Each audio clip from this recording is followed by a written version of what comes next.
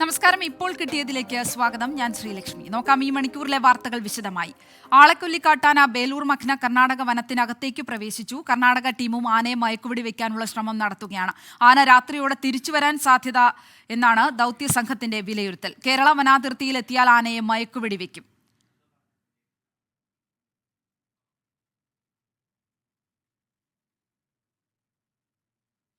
അരുൺ പാറയ്ക്കൽ വിവരങ്ങളുമായി ചേരുന്നു വയനാട്ടിൽ നിന്നും. അരുൺ, ആനയെ ഇപ്പോൾ മയക്കുവെടി വെക്കാനുള്ള ഒരു പ്രതിസന്ധി അത് എന്നാണ് കരുതുന്നത്? ആന ഇപ്പോൾ എവിടെയെന്നാണ് മനസ്സിലാക്കുന്നത്?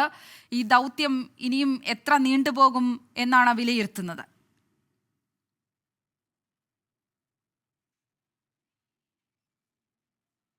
ശ്രീലക്ഷ്മി, ഈ ആളെക്കൊല്ലിക്കാട്ടാന ബേലൂർ മഖ്നയെ പിടികൂടുന്നതിനുള്ള ദൗത്യം ഇന്നേക്ക് 8ാം ദിവസവും പൂർത്തിയാവുകയാണ്. ഇതുവരെയും ആനയെ മയക്കുവെടി വെച്ച് തളയ്ക്കുന്നതിന് വേണ്ടി വനം വകുപ്പ് ഉദ്യോഗസ്ഥർക്ക്, പ്രത്യേകിച്ച് ദൗത്യ സംഘത്തിന് സാധിച്ചിട്ടില്ല. ഏറെ ദുഷ്കരമായ ഒരു കടമ്പകളിലൂടെയാണ് കാര്യങ്ങൾ കടന്നു പോകുന്നത് എന്ന് വേണം പറയാൻ. ഇന്നിപ്പോൾ കർണാടകത്തിലേക്ക്, അതായത് നാഗർഹോള വനമേഖലയിൽ 1.5 കിലോമീറ്റർ അകലേക്ക്, കേരള അതിർത്തി കടന്ന് 1.5 കിലോമീറ്റർ അകലേക്ക് ഈ ബേലൂർ മഖ്ന പോയിരിക്കുന്നു. രാവിലെ നാഗർഹോള വനമേഖലയിൽ തന്നെ ആയിരുന്നു, പക്ഷേ കേരള അതിർത്തിയോട് ചേർന്ന് 100 മീറ്റർ അകലെയായിരുന്നു. ഇന്നിപ്പോൾ വൈകുന്നേരം ആകുമ്പോഴേക്കും അത് 1.5 കിലോമീറ്റർ അകലേക്ക് പോയിരിക്കുന്നു. ഇനി വൈകുന്നേരം രാത്രിയോടുകൂടി ഈ ആന വീണ്ടും തിരിച്ചെത്താമെന്നൊരു ശുഭപ്രതീക്ഷ ദൗത്യസംഘം മുന്നോട്ട് വെക്കുന്നുണ്ട്. പ്രത്യേകിച്ച് മോഴയാന ഈ ആനയ്ക്കൊപ്പമില്ല. അതുകൊണ്ട് തന്നെ അത്യന്തം അപകടകാരിയായി മാറിയിരിക്കുന്നു. കൂട്ടിന് ആരുമില്ലാത്തൊരു സാഹചര്യത്തിൽ ആന എപ്പോൾ വേണമെങ്കിലും അക്രമകാരിയാകാമെന്നും ദൗത്യസംഘം പറയുന്നുണ്ട്.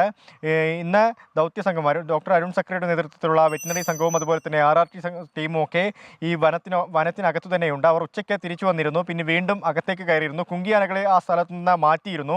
എനിക്ക് പുറകിൽ കാണുന്ന ഈ പ്രദേശത്താണ് കുങ്കിയാനകളെ ആദ്യം കെട്ടിയിരുന്നത്. ഇപ്പോൾ വീണ്ടും കുങ്കിയാനകളെ ഇവിടെ നിന്ന് വനത്തിനകത്തേക്ക് കൊണ്ടുപോയിട്ടുണ്ട്.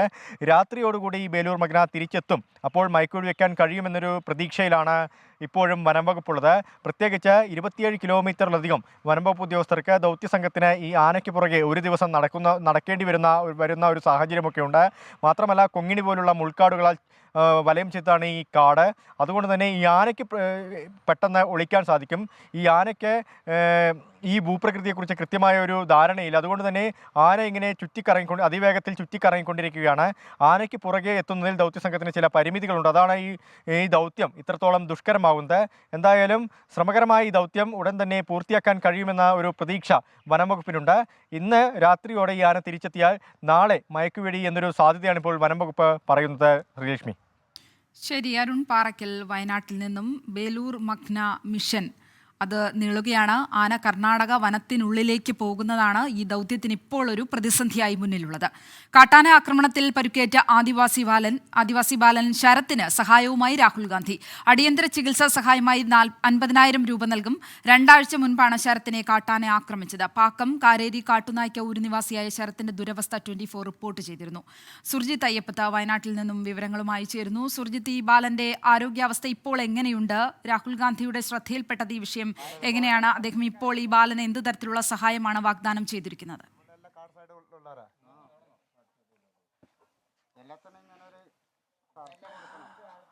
ശ്രീലക്ഷ്മി, ഒരു വാർത്ത കൂടി ഗുണഫലമായിരിക്കുന്നു എന്നുള്ളതാണ്. അതിൽ അന്ന് പാക്കത്ത് പോൾ മരിച്ച ദിവസം രാത്രിയിലാണ് ഞാൻ ഇവിടേക്ക് എത്തുന്നത്. ഇത് കാരേരി എന്ന് പറയുന്ന ഊരാണ്. കാട്ടുനായ്ക്ക വിഭാഗത്തിൽപ്പെട്ട മനുഷ്യരാണ് ഇവിടെ താമസിക്കുന്നത്. അതിൽ കമലാക്ഷി വിജയൻ ദമ്പതികളുടെ 4 മക്കളിൽ ഏറ്റവും ഇളയവനാണ് ഈ 16 വയസ്സുള്ള പുൽപ്പള്ളി വിജയ സ്കൂളിലെ വിദ്യാർത്ഥി കൂടിയായിട്ടുള്ള ശരത്തിനെ കാട്ടാന ആക്രമിച്ച് പരിക്കേൽപ്പിച്ച നിലയാണ് ഉണ്ടായിരുന്നത്. അതിനുശേഷം ചികിത്സ വലിയ അളവിൽ നടക്കാത്തൊരു സ്ഥിതി ഉണ്ടായിരുന്നു. സാമ്പത്തികമായി വലിയ ബുദ്ധിമുട്ടുള്ള കുടുംബമാണിത്. ഈ ഒരു സാഹചര്യത്തിൽ ഈ വാർത്ത വന്നതിൻ്റെ പിന്നാലെ കുറേ പേർ നമ്മളെ ബന്ധപ്പെട്ടിരുന്നു. വനം മന്ത്രി ഉൾപ്പെടെയുള്ളവർ പ്രതികരിക്കുകയും ചെയ്തിരുന്നു. സഹായം നൽകുന്ന ഉൾപ്പെടെയുള്ള കാര്യങ്ങൾ പറഞ്ഞിരുന്നു. അതിനുശേഷം രാഹുൽ ഗാന്ധിയുടെ ഒരു ഇടപെടൽ ഇന്ന് ഉണ്ടായിരിക്കുകയാണ്. ഒരു തുക, അതായത് 50,000 രൂപയാണ് രാഹുൽ ഗാന്ധി കുടുംബത്തിന് നൽകും എന്നുള്ള തരത്തിൽ പറഞ്ഞിരിക്കുന്നത്. അതോടൊപ്പം തന്നെ മറ്റ് മേഖലയിൽ വനം വകുപ്പും മറ്റ് വകുപ്പുകളും ട്രൈബൽ ഡിപ്പാർട്ട്മെൻറ്റും ഉൾപ്പെടെ സഹായം നൽകാൻ ഉള്ള തരത്തിലുള്ള നടപടികൾ വേഗത്തിലാക്കാനുള്ള ശ്രമം നടത്തുന്നുണ്ട്. അദ്ദേഹത്തിൻ്റെ മാതാപിതാക്കളാണ് ഈ കാണുന്നത്. വിജയ് ചേട്ടാ, എന്താണ് ഇപ്പോൾ തോന്നുന്നത്? വാർത്ത വന്നതിന് ശേഷം എന്താണ് തോന്നുന്നത്? വാർത്ത വന്ന ശേഷം എന്താ തോന്നുന്നത്? നല്ല സന്തോഷമായിട്ട് തന്നെ ആൾക്കാർ ഉള്ള കൊണ്ട് നല്ല സന്തോഷം തോന്നുന്നുണ്ട്. അപ്പം നമുക്ക് എല്ലാവരും കൂടി ഇങ്ങനെ നിന്നൊരു വർത്തനം പറയാൻ എല്ലാത്തിനും നമുക്ക് സുഖം കിട്ടുന്നുണ്ട്. ഇപ്പം നിങ്ങൾ എല്ലാവരും കയറി നിങ്ങളൊക്കെ സഹായത്തിന് വന്ന ശേഷമാണ് നമുക്കൊരു സന്തോഷമായത്. പിന്നെ നമുക്ക് നമ്മുടെ ഇത്ര 2 പേരേ ഉള്ളൂ വീട്ടിൽ. അപ്പോൾ 2 പേര് അതിനെ നോക്കിക്കൊണ്ട് നമുക്കൊരു സന്തോഷമില്ല. ഒരു കഞ്ഞിയോ വെള്ളം കുടിക്കാൻ ഒരു മനസ്സമാധാനം ഉണ്ടാവില്ല. അങ്ങനത്തെ രീതിയിലാണ് നമ്മൾ ഇത്ര ദിവസം ഇന്നലെ വരെ നമ്മൾ അങ്ങനെയാണ് ചെയ്തുകൊണ്ടിരുന്നത്. ഇന്ന് ആൾക്കാർ കൂടി നിന്ന് ഈ ഒരു കാര്യങ്ങളൊക്കെ വർത്തനങ്ങൾ ഇങ്ങനെയൊക്കെ വന്ന് അവനെ നോക്കി പോകുന്ന കൊണ്ട് നമുക്കൊരു ഇന്നൊരു സന്തോഷം കിട്ടിയതേ ഉള്ളൂ. ഇത്ര ദിവസം സന്തോഷം ഇല്ലായിരുന്നു. അവൻ എന്തൊക്കെയാ പറയുന്നത് ഇപ്പോൾ ഇതിനുശേഷം അവന് ഇപ്പോൾ പഠിക്കാനൊക്കെ ആഗ്രഹം? പഠിക്കാനൊക്കെ ആഗ്രഹമൊക്കെ ഉണ്ട്, പോകണമെന്നുണ്ട്. അവന് ഇപ്പോൾ എണിച്ച് നടക്കാനൊന്നും പറ്റില്ല, ഇപ്പം നടക്കാനൊന്നും പറ്റില്ലല്ലോ. ആയിക്കൊണ്ട് അവനിപ്പോൾ ഇവിടെ ഇങ്ങനെ പഠിക്കാൻ ആരെങ്കിലും സ്കൂൾ ടീച്ചർമാരാരെങ്കിലും വന്ന് പഠിപ്പിച്ചാലും നല്ലതായിരുന്നു. ഇങ്ങനെയൊക്കെയാണ് അവന് പറയുന്ന സ്ഥലത്ത്. കുറേ പേര് വന്നു ഇവിടെ കാണാനൊക്കെ? കാണാനൊക്കെ കുറേ ആൾ വന്നിട്ടുണ്ടായിരുന്നു. കുറച്ച് സഹായമൊക്കെ എനിക്ക് കുട്ടിക്ക് വേണ്ടി എല്ലാം ചെയ്തിട്ടുണ്ട്. എന്താണ് ഇവിടുത്തെ ഒരു അവസ്ഥ? എപ്പോഴും ആന ഇറങ്ങുന്ന അവസ്ഥ? എന്നും ആനയാണ്. ഞങ്ങൾക്ക് ഇവിടെ ഒരു ലൈറ്റ് ഇടണം. ഞങ്ങൾക്ക് ഇവിടെ അടുത്തൊരു ലൈറ്റ് പോയിട്ട് ഉണ്ട്. അതിലൊരു ലൈറ്റ് ഇട്ടാൽ ഞങ്ങൾക്ക് നല്ലതായിരുന്നു. ഇത് രാവും പകലും എപ്പം നോക്കിയാലും ഈ തോട്ടത്തിൽ കൂടിയാണ് ആന വരവ്. പല ദിവസം ഇപ്പം ദിവസം വരുന്നുണ്ട് ആന. അതാണ് അവസ്ഥ. ഞങ്ങൾക്കൊന്ന് വാതിൽ തുറന്നൊന്ന് മൂത്രം ഒഴിക്കാൻ പുറത്ത് പോകാൻ പറ്റാത്തൊരു അവസ്ഥയായി. ബുദ്ധിമുട്ടുണ്ട്. ഇവരുടെ ആവശ്യം എന്ന് പറയുന്നത്, ഈ മേഖല എന്ന് പറയുന്നത് ഒരു വനത്തോട് ചേർന്ന് കിടക്കുന്ന ഒരു കോളനിയാണ്. ആ പ്രദേശത്ത് തൊട്ടടുത്ത് വിവിധ വിഭാഗത്തിൽപ്പെട്ട ആളുകളെല്ലാം തന്നെ താമസിക്കുന്നുണ്ട്. ഇവരെ സംബന്ധിച്ച് ആനയുടെ ശല്യം വളരെ ശക്തമായ രീതിയിലുള്ള ഒരു ശല്യമുള്ള പ്രദേശമാണ്. അതുകൊണ്ട് അതുമായി ബന്ധപ്പെട്ട ചില പരിഹാരങ്ങൾ കൂടി ഇവർ തേടുന്നുണ്ട്. ഈ ഗ്രാമത്തെ സംബന്ധിച്ച് ഇവിടെ സ്ട്രീറ്റ് ലൈറ്റ് ഇല്ല. അങ്ങനെ വരുമ്പോൾ, നടന്നു വരുമ്പോഴാണ് ശരത്തിന് നേരെ കാട്ടാനയുടെ ആക്രമണം ഉണ്ടാവുകയും പിന്നീട് ഈ അരയ്ക്ക് താഴെ ഇപ്പോൾ ബെൽറ്റിട്ടാണ് അദ്ദേഹം കിടക്കുന്നത്. എന്തായാലും ഒരു മാറ്റം, ചികിത്സയ്ക്ക് സഹായം ഉൾപ്പെടെ ലഭ്യമാകുന്ന മുറയ്ക്ക് സ്വാഭാവികമായും അദ്ദേഹത്തിന് പൊതുജീവിതത്തിലേക്ക് മടങ്ങി വരാൻ കഴിയും എന്നുള്ള തരത്തിൽ തന്നെയാണ് പ്രതീക്ഷ പങ്കുവയ്ക്കുന്നത്. രാഹുൽ ഗാന്ധിയുടെ ഉൾപ്പെടെയുള്ള സഹായം ഉണ്ടാകുന്നു. ഈ സർക്കാരിന് നിവേദനം നൽകുന്ന ഘട്ടത്തിൽ തന്നെ അത് നടപടികൾ വേഗത്തിലാക്കി കൂടുതൽ സഹായം എത്തിക്കാനുള്ള ഇടപെടൽ സർക്കാരിൻ്റെ ഭാഗത്തുണ്ടാകുന്നുള്ള പ്രതീക്ഷ തന്നെയാണുള്ളത്. മന്ത്രി എ കെ ശശീന്ദ്രൻ അക്കാര്യം നമ്മളോട് പറഞ്ഞിട്ടുള്ളതുമാണ്. എന്തായാലും അങ്ങനെ സംഭവിക്കട്ടെ. ഒരു വാർത്ത കൂടി ഇത്തരത്തിൽ ഗുണഫലമായി അവസാനിക്കുന്നതിൽ നമുക്കും സന്തോഷമാണ്. ശരി സുർജി, 24 വാർത്തയ്ക്ക് പിന്നാലെയാണ് ഇപ്പോൾ കാട്ടാന ആക്രമണത്തിൽ പരുക്കേറ്റ ബാലന് തുടർ ചികിത്സയ്ക്കായി കൂടുതൽ സഹായങ്ങൾ രാഹുൽ ഗാന്ധി എംപിയുടെ ഭാഗത്തു നിന്നടക്കം കൂടുതൽ സഹായങ്ങൾ ഇപ്പോൾ ലഭ്യമാകുന്നത്. മറ്റൊരു റിപ്പോർട്ടിലേക്ക്. വർദ്ധിച്ചുവരുന്ന വന്യജീവി ആക്രമണങ്ങളിൽ ജനങ്ങളുടെ ആശങ്കകളെ നിസ്സാരവൽക്കരിക്കരുതെന്ന് KCBC. കൃത്യമായ ഇടപെടലുകൾ നടത്താൻ സംസ്ഥാന കേന്ദ്ര സർക്കാർ സംവിധാനങ്ങൾ തയ്യാറാകണം. എളുപ്പവഴിയിൽ പ്രശ്നപരിഹാരം കണ്ടെത്താനുള്ള ശ്രമങ്ങളിൽ നിന്ന് വനം വന്യജീവി വകുപ്പും ഉദ്യോഗസ്ഥരും പിന്മാറണമെന്നും KCBC പ്രസ്താവനയിൽ ആവശ്യപ്പെട്ടു. എബിൻ ജോസ് കൊച്ചിയിൽ നിന്ന് വിവരങ്ങൾ നൽകും. എബിൻ, കേരളത്തിന്റെ മലയോര മേഖലയിലെ ജനങ്ങൾ വളരെ വലിയ രീതിയിൽ വന്യജീവി ആക്രമണത്തിൽ ബുദ്ധിമുട്ടുന്ന ഒരു സാഹചര്യം കൂടിയാണ്. ഈ സാഹചര്യത്തിൽ KCBC ഇപ്പോൾ മുന്നോട്ട് വയ്ക്കുന്ന കാര്യങ്ങൾ എന്തൊക്കെയാണ് എബിൻ? ശ്രീലക്ഷ്മി, വയനാട്ടിലെ ഉൾപ്പെടെ വന്യജീവി ശല്യത്തിൽ ശക്തമായ ഭാഷയിലുള്ള വിമർശനമാണ് സർക്കാരുകൾക്കെതിരെ KCBCയുടെ ഭാഗത്തുനിന്നുണ്ടാവുന്നത്. ജനങ്ങളുടെ ആശങ്കയെ നിസാരവൽക്കരിക്കരുത് എന്നുള്ളതാണ് സർക്കാരുകളോട് KCBC പറഞ്ഞു വയ്ക്കുന്നത്. അതോടൊപ്പം തന്നെ ഈ വന്യജീവി ആക്രമണങ്ങൾ ഉണ്ടാകുമ്പോൾ അതിന് സത്വരമായ അടിയന്തരമായ നടപടികൾ ഉണ്ടാവണം. ജനങ്ങളുടെ സ്വത്തിനും ജീവനും സുരക്ഷയുണ്ടാവണം. അതോടൊപ്പം തന്നെ ഈ ആക്രമണം ഉണ്ടാകുമ്പോൾ വനം വകുപ്പും അതുപോലെ തന്നെ ഉദ്യോഗസ്ഥരും ഇടപെടേണ്ടത് ഈ ഭയത്താൽ ഓടുന്ന ജനങ്ങളെ അടിച്ചമർത്തുകയല്ല ചെയ്യേണ്ടത്, അവർക്ക് സംരക്ഷണം നൽകുകയാണ് ചെയ്യേണ്ടതെന്നുള്ള വിമർശനം കഴിഞ്ഞ ദിവസം വയനാട്ടിലുണ്ടായ സംഭവങ്ങളെ ഉദ്ധരിച്ചുകൊണ്ടാണ് ഇപ്പോൾ KCBCയുടെ വിമർശനം ഉണ്ടായിരിക്കുന്നത്. ഏതായാലും വിവിധ ക്രൈസ്തവ സംഘടനകളുടെ ഭാഗത്തു നിന്ന് വലിയ വിമർശനമായിരുന്നു വയനാട്ടിലെ സംഭവത്തിൽ ഉൾപ്പെടെ ഉണ്ടാവുന്നത്. ഏതായാലും അതിലാണ് ഇപ്പോൾ കേരള കാത്തലിക് ബിഷപ്പ് കൗൺസിലിൻ്റെ നേതൃത്വത്തിൽ വിമർശനം ഉന്നയിച്ചിരിക്കുന്നത്. ശ്രീലക്ഷ്മി. ശരി എബിൻ. മറ്റൊരു വാർത്ത. തൃശൂർ മുതുവറയിൽ വീടിന് തീപിടിച്ചു. 3 മണിയോടെയായിരുന്നു തീപിടുത്തം. തൃശൂരിൽ നിന്ന് ഫയർഫോഴ്സ് എത്തി തീ അണയ്ക്കാനുള്ള ശ്രമം തുടരുകയാണ്. അശ്വിൻ പാലാഴി തൃശൂരിൽ നിന്ന് വിവരങ്ങൾ നൽകും. അശ്വിൻ, ഈ അപകടം എങ്ങനെയാണ് ഉണ്ടായത്? തീ അണയ്ക്കാനുള്ള ശ്രമങ്ങൾ ഇപ്പോൾ എങ്ങനെ പുരോഗമിക്കുന്നു? അശ്വിൻ. ശ്രീലക്ഷ്മി, ഇന്ന് വൈകുന്നേരം 3:30 അടിയോടി വളപ്പ് എന്ന് പറയുന്ന സ്ഥലത്താണ് ഈ സംഭവം ഉണ്ടാകുന്നത്. അവിടെ നാരായണൻ എന്ന് പറയുന്ന ഒരു വ്യക്തിയുടെ വീടിന് മുകളിൽ കയറുകളും ഒപ്പം ചകിരിയും ഒക്കെ സൂക്ഷിച്ചു വെച്ചിട്ടുണ്ടായിരുന്നു. ഈ കൂട്ടത്തിനാണ് തീ പിടിച്ചത്. അത് വലിയ തോതിൽ ആളിപ്പടരുകയും വീടിന്റെ മേൽക്കൂരയിലേക്ക് പടരുകയും ചെയ്തു. എന്നാലും ആദ്യഘട്ടത്തിൽ അത് വലിയ തോതിൽ ആളിപ്പടർന്നു. പിന്നീട് ഫയർഫോഴ്സിനെയൊക്കെ വിളിച്ച് അണയ്ക്കുന്ന ഒരു സാഹചര്യമാണ് ഉണ്ടായത്. ആദ്യഘട്ടത്തിൽ നാട്ടുകാർ ഇടപെട്ടത് സ്വയം അണയ്ക്കാൻ, വെള്ളമൊക്കെ ഒഴിച്ച് അണയ്ക്കാനുള്ള ഒരു ശ്രമം നടത്തിയെങ്കിലും അത് പരാജയപ്പെട്ടതിനെ തുടർന്നാണ് ഫയർഫോഴ്സ് നേരിട്ടെത്തി ഈ രക്ഷാപ്രവർത്തനത്തിലേക്ക് കടന്നത്. എന്തായാലും ഇപ്പോൾ തീ പൂർണ്ണമായും അണയ്ക്കാൻ സാധിച്ചിട്ടുണ്ട്. ആദ്യഘട്ടത്തിൽ തന്നെ വലിയ തോതിൽ അത് ആളിപ്പടർന്നതാണ് വലിയൊരു ആശങ്കയ്ക്ക് ഇടയാക്കിയത്. എന്തായാലും ആർക്കും പരിക്കില്ല എന്നുള്ള ആശ്വാസകരമായ വാർത്ത വരുന്നുണ്ട്. നിലവിൽ ഇപ്പോൾ ആ വീട്ടിലേക്ക് പടർന്ന തീ മുഴുവനായും തന്നെ നിയന്ത്രണ വിധേയമാക്കി കെടുത്താനും സാധിച്ചിട്ടുണ്ട്. ശ്രീലക്ഷ്മി. ശരി അശ്വിൻ. പത്തനംതിട്ട ഏഴംകുളം ക്ഷേത്രത്തിലെ ഗരുഡൻ തൂക്കം ഉത്സവത്തിനിടെ 10 മാസം പ്രായമുള്ള കുഞ്ഞ് താഴെ വീണു. കൈക്ക് പരിക്കേറ്റ കുഞ്ഞ് ആശുപത്രിയിൽ ചികിത്സയിലാണ്. കുഞ്ഞിന്റെ ആരോഗ്യനിലയിൽ ആശങ്ക വേണ്ടെന്ന് ആശുപത്രി അധികൃതർ അറിയിച്ചു. ഇതുവരെ പോലീസ് കേസെടുത്തിട്ടില്ല. സംഭവത്തിൽ റിപ്പോർട്ട് തേടിയ ബാലാവകാശ കമ്മീഷൻ അടിയന്തര നടപടി സ്വീകരിക്കാൻ പോലീസിന് നിർദ്ദേശം നൽകി. ശ്രീകുമാരൻ പത്തനംതിട്ടയിൽ നിന്ന് വിവരങ്ങൾ നൽകും. ശ്രീജിത്ത്, ഈ അപകടം എപ്പോഴാണ് ഉണ്ടായത്? കുഞ്ഞിന്റെ ആരോഗ്യനില എങ്ങനെയുണ്ട് ഇപ്പോൾ? ശ്രീജിത്ത്, കേൾക്കാമെങ്കിൽ ഈ അപകടം എങ്ങനെയാണ്, എപ്പോഴാണ് ഉണ്ടായത്? കുഞ്ഞിന്റെ ആരോഗ്യനില എങ്ങനെയുണ്ട് ശ്രീജിത്ത്? ശ്രീലക്ഷ്മി, ഇന്നലെ വൈകുന്നേരമാണ് കുംഭമാസ ഭരണി പൂജ ഉത്സവത്തിനിടെ തൂക്ക വഴിപാട് നടന്നത്. ഇതാ ക്ഷേത്രത്തിൽ, തെക്കൻ കേരളത്തിലെ ഒരു പ്രസിദ്ധമായ ക്ഷേത്രമാണ് ഏഴംകുളം ക്ഷേത്രം. ഈ ക്ഷേത്രത്തിൽ സാധാരണ നടക്കാറുള്ളതാണ്. ഇഷ്ടകാര്യസിദ്ധിക്കും അതുപോലെ തന്നെ സന്താനലബ്ധിക്കും ഒക്കെയായാണ് ഇത്തരത്തിൽ തൂക്കം വഴിപാട് നടത്തുന്നതെന്നാണ് പറയപ്പെടുന്നത്. എന്തായാലും ആ തൂക്കം നടത്തുന്ന ആളുടെ കയ്യിൽ നിന്ന് കുഞ്ഞ് വഴുതിപ്പോകുന്ന ദൃശ്യങ്ങളാണ്, ഭയങ്കരമായ അല്ലെങ്കിൽ നമ്മളെല്ലാവരെയും പേടിപ്പെടുത്തുന്ന ദൃശ്യങ്ങളാണ് ഇന്ന് ഉച്ചയോടുകൂടി പുറത്തു വന്നത്. അതിൻ്റെ അടിസ്ഥാനത്തിലാണ് ഒരു അന്വേഷണം നടത്തിയത്. അടൂർ പോലീസിനും ആ സമയം മാത്രമാണ് ഈ വിവരങ്ങൾ ലഭ്യമായിരുന്നത്. കാരണം ഇന്നലെ ആ പ്രദേശത്ത് പോലീസുകാരുണ്ടായിരുന്നെങ്കിലും ഈ മേഖലയിൽ, തൂക്കം നടക്കുന്ന മേഖലയിൽ എന്തായാലും പോലീസുകാരുണ്ടായിരുന്നില്ല. എന്തായാലും പത്തനാപുരം സ്വദേശികളുടെ കുഞ്ഞാണ്, 10 മാസം പ്രായമുള്ള ആൺകുഞ്ഞാണ് എന്ന വിവരമാണ് ഏറ്റവും ഒടുവിൽ ലഭിക്കുന്നത്. കുഞ്ഞിനെ കൈക്ക് പൊട്ടലേറ്റിട്ടുണ്ട്.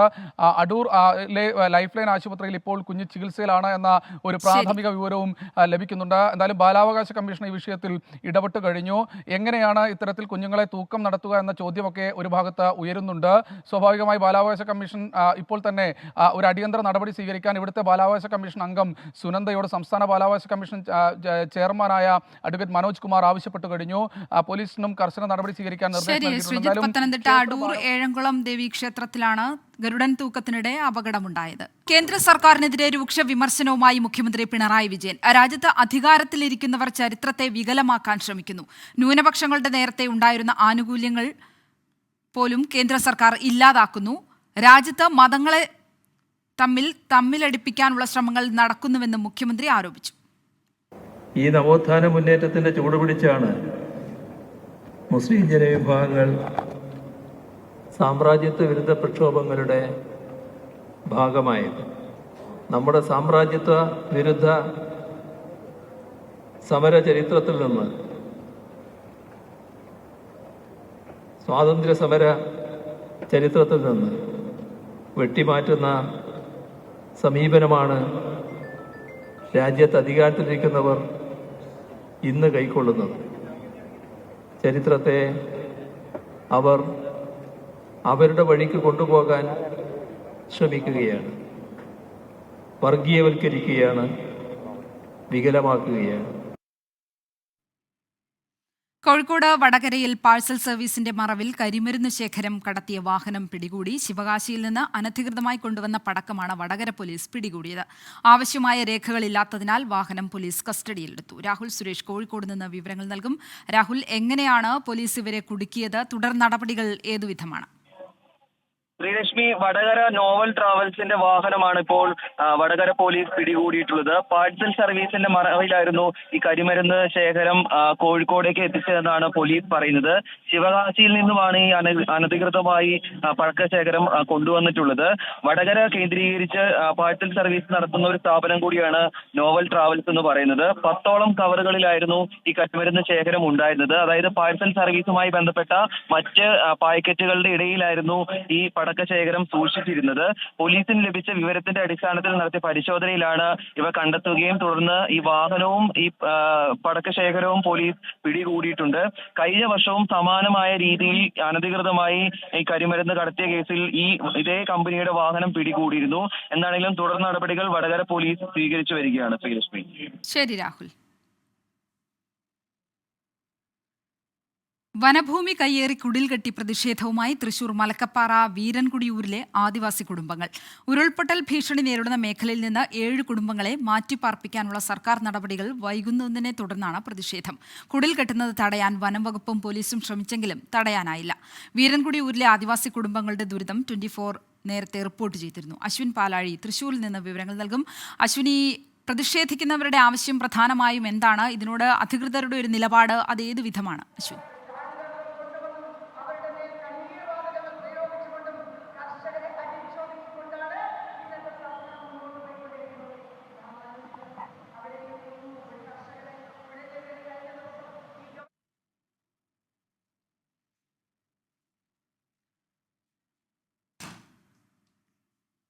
തൃശൂരിൽ വനഭൂമി കയ്യേറി കുടിൽ കെട്ടി പ്രതിഷേധവുമായി മലക്കപ്പാറ വീരൻകുടിയൂരിലെ ആദിവാസി കുടുംബങ്ങൾ. ഉരുൾപൊട്ടൽ ഭീഷണി നേരിടുന്ന മേഖലയിൽ നിന്ന് 7 കുടുംബങ്ങളെ മാറ്റിപ്പാർപ്പിക്കാനുള്ള സർക്കാർ നടപടികൾ വൈകുന്നുവെന്നാണ് ഈ പ്രതിഷേധക്കാർ പറയുന്നത്. അശ്വിൻ പാലാഴി വിവരങ്ങളുമായി ചേരുന്നു. അശ്വിൻ, ഈ പ്രതിഷേധക്കാരുടെ പ്രധാന ആവശ്യങ്ങൾ എന്തൊക്കെയാണ്? ഇവരുടെ ആവശ്യത്തോടുള്ള അധികൃതരുടെ നിലപാട് ഏത് വിധമാണ്? അശ്വിൻ. ശ്രീലക്ഷ്മി, 2018 മഹാപ്രളയത്തിലാണ് ഈ വീരൻകുടി ഊരിനെ ആ പ്രളയം വലിയ തോതിൽ ബാധിക്കുന്നത്. ഊരിന്റെ 2 ഭാഗങ്ങൾ പൂർണ്ണമായും ഇല്ലാതാകുന്ന ഒരു സാഹചര്യത്തിലേക്ക് ആ കാലത്ത് പ്രളയം പോയിരുന്നു. അതിനുശേഷം 2019-ലും 20-ലും ഒക്കെ പലകുറി അവിടെ ഉരുൾപൊട്ടലും ഉണ്ടായി. അങ്ങനെ ആ ഊരിലെ പല ഭാഗങ്ങളും വാസയോഗ്യമല്ലാത്തൊരു സാഹചര്യം അവിടെ ഉണ്ടാവുകയും ചെയ്തു. അങ്ങനെയാണ് സർക്കാർ ഈ വിഷയത്തിൽ ഇടപെടുന്നത്. അതിനു മുമ്പ് 24 ഈ വാർത്ത പുറത്തു കൊണ്ടുവരികയും ഇവരുടെ ദുരിത ജീവിതം പുറം ലോകത്തെ അറിയിക്കുകയും ചെയ്തിരുന്നു. അങ്ങനെയൊക്കെ സർക്കാർ ഇടപെടൽ ഈ കാര്യത്തിൽ ഉണ്ടാവുകയും ചെയ്തു. ഇവരെ അവിടുന്ന് മാറ്റി പാർപ്പിക്കാം എന്നുള്ളതായിരുന്നു സർക്കാരിന്റെ വാഗ്ദാനം. അങ്ങനെ 7 കുടുംബങ്ങൾക്ക് മറ്റൊരു സ്ഥലത്ത് വീടൊരുക്കി നൽകാം, അല്ലെങ്കിൽ സ്ഥലം കണ്ടെത്തി നൽകാം എന്നൊരു ഉറപ്പ് സർക്കാർ നൽകി. പക്ഷേ ആ നടപടികൾ ഇതുവരെയും മുന്നോട്ട് പോകുന്നില്ല. പുനരധിവാസം അനന്തമായി നീളുന്ന ഒരു സാഹചര്യത്തിലാണ് ഈ കുടുംബങ്ങൾ ഒരു പരസ്യ പ്രതിഷേധവുമായി രംഗത്തേക്ക് വന്നിരിക്കുന്നത്. മലക്കപ്പാറയിലാണ് വനഭൂമി കയ്യേറി അവർ കുടിൽ കെട്ടി ഒരു പ്രതിഷേധം എന്നോണം താമസിച്ചു തുടങ്ങിയത്. ആദ്യഘട്ടത്തിൽ ഈ പ്രതിഷേധത്തെ എതിർത്തുകൊണ്ട് വനപാലകരും ഒപ്പം പോലീസുമൊക്കെ രംഗത്തെത്തിയെങ്കിലും ആദിവാസി വിഭാഗത്തിന്റെ കടുത്ത പ്രതിഷേധത്തെ തുടർന്ന് അവരെ അവിടെ നിന്ന് ഒഴിപ്പിക്കുന്നതിൽ നിന്നും ഈ പോലീസ് ഉദ്യോഗസ്ഥർക്കൊക്കെ പിൻവാങ്ങേണ്ടി വന്നു. എന്തായാലും ആ പ്രതിഷേധം ഇപ്പോഴും തുടരുകയാണ്. ഇതിലൊരു ഉറപ്പ് നൽകാതെ, അതായത് ഇവരുടെ പുനരധിവാസത്തിൽ സർക്കാർ ഒരു വ്യക്തമായ ഉറപ്പ് നൽകാതെ സമരത്തിൽ നിന്ന് പിന്നോട്ടില്ല എന്നുള്ള ഉറച്ച നിലപാടിൽ തന്നെയാണ് സമരക്കാർ ഉള്ളത്. വരും ദിവസങ്ങളിൽ ഇതിന്റെ ഭാഗമായി സമരം കടുപ്പിക്കാൻ തന്നെയാണ് ഇവരുടെ തീരുമാനം. ശരി അശ്വിൻ, ഒരു വാർത്തയുടെ കൂടി വിശദാംശങ്ങൾ തേടേണ്ടതുണ്ട്. തൃശൂരിലെ പുത്തൂർ സഹകരണ ബാങ്ക് അഴിമതി കേസിൽ ബാങ്ക് സെക്രട്ടറിക്കും ഡയറക്ടർ ബോർഡ് അംഗത്തിന് 3 വർഷം കഠിന തടവ്. തൃശൂർ വിജിലൻസ് കോടതിയാണ് ശിക്ഷ വിധിച്ചത്. ഇരുവരും 3,30,000 രൂപ പിഴയടയ്ക്കണമെന്നും ഉത്തരവ്. നിക്ഷേപകർക്ക് ബാഗുകൾ വിതരണം ചെയ്യാനെന്ന പേരിൽ ബാങ്കിൽ നിന്നും പണം തട്ടിയെടുത്ത കേസിലാണ് ശിക്ഷ. അശ്വിൻ പാലാഴിയിലേക്ക് വീണ്ടും പോവുകയാണ്. അശ്വിൻ, എന്തൊക്കെ നിരീക്ഷണങ്ങളാണ് കോടതി നടത്തിയത്? ഇന്ന് കോടതിയിലെ നടപടികൾ അതേത് വിധമായിരുന്നു അശ്വിൻ? ശ്രീലക്ഷ്മി, ഇത് വർഷങ്ങൾ പഴക്കമുള്ളൊരു കേസാണ്. കൃത്യമായി പറഞ്ഞാൽ 2002-ലാണ് ഈ കേസിന് ആസ്പദമായ സംഭവം നൽകുന്നത്. ബാങ്കിൽ സ്ഥിര നിക്ഷേപം ഇട്ട ആളുകൾക്ക് അവർക്കൊരു സമാനമെന്നോണം അവർക്ക് ബാഗുകൾ അതായത് ക്യാരി ബാഗുകൾ, ഈ തോൾ സഞ്ചികൾ ഉൾപ്പെടെയുള്ള ബാഗുകൾ സമാനമായി നൽകുന്ന ഒരു പദ്ധതി അന്ന് ബാങ്കിൽ തുടക്കം കുറിച്ചിരുന്നു. ആ പദ്ധതിയുടെ ഭാഗമായി 1 ലക്ഷത്തിലധികം രൂപ അന്നത്തെ കാലത്ത് ക്രമക്കേട് നടത്തി എന്നുള്ളതായിരുന്നു ഈ കേസ്. വർഷങ്ങളായി ഇതിന്റെ വിചാരണ അടക്കം നടന്നുകൊണ്ടിരിക്കുകയായിരുന്നു. തൃശൂർ വിജിലൻസ് കോടതിയിലാണ് ഈ കേസ് നടന്നത്. എന്തായാലും അതിന്റെ ഒടുവിൽ ആണ് വിജിലൻസ് കോടതി ഈ കേസുമായി ബന്ധപ്പെട്ട വിധി പ്രസ്താവിച്ചത്. അന്നത്തെ ഈ 2 പേർക്ക് അശ്വിൻ പാലാഴി വിവരങ്ങൾ നൽകിയത്. ഇതോടെ ഇപ്പോൾ കിട്ടിയത് പൂർണ്ണമാവുകയാണ്.